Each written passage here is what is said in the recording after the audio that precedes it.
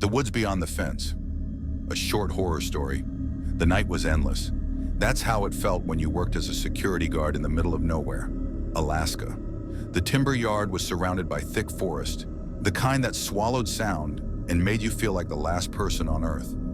I leaned back in my creaky chair, sipping coffee from my thermos and watching the flickering screens of the security monitors.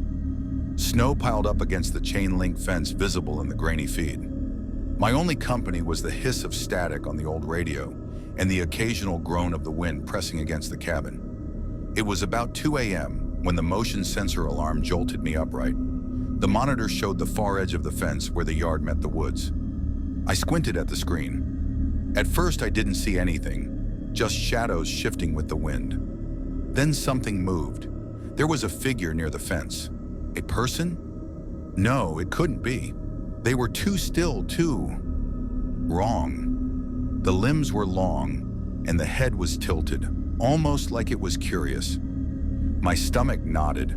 I grabbed my flashlight and my pistol, slipping on my jacket as I stepped out into the freezing air. The wind hit me like a wall, and the crunch of my boots on the snow seemed deafening in the silence. "Hey!" I called, forcing my voice to sound steady. "This is private property. You need to leave." No response. The figure just stood there. I shined my flashlight toward it. The beam caught its face and I stopped breathing. The skin was stretched too tight, pale and smooth like wax. Its eyes were empty sockets, but somehow they seemed to stare right through me. Its mouth curved into a smile, a wide, jagged grin that didn't belong on anything human. I froze. My fingers tightened around the flashlight, but I couldn't move. The creature tilted its head further, and I heard the sickening crack of bones shifting. Then it spoke. "Hey, you need to leave!" It was my voice. I stumbled back, my heart slamming against my ribs. The thing raised a hand, its fingers too long, its nails curved and sharp. I fired my pistol. The shot echoed through the yard, the recoil numbing my hand. The bullet hit the creature square in the shoulder, but it didn't even flinch. It laughed. The sound was low and guttural, almost a growl, and it rippled through me like nails on a chalkboard. Then it started climbing the fence. I didn't think. I ran. My boots slipped on the ice, but I didn't care. I just needed to get to the cabin. My lungs burned, the air freezing in my throat as I reached the door and slammed it shut behind me. I locked it, threw a chair under the handle. My hands were shaking as I grabbed the radio. "Help!" I shouted into the receiver. "There's something out here! Send help!" Static crackled back at me. Then the static shifted. It laughed again. This time, it was my laugh. The doorknob rattled.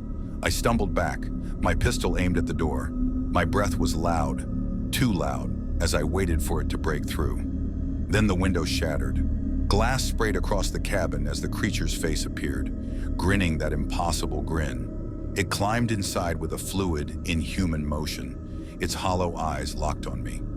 I raised my pistol, but my hands were trembling too much to aim. The thing cocked its head and spoke again, its voice different now, soft, familiar.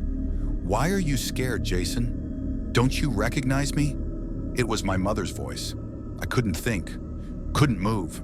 The creature lunged and I fired. The shot was the last sound I heard before everything went black. When I woke up, I was cold.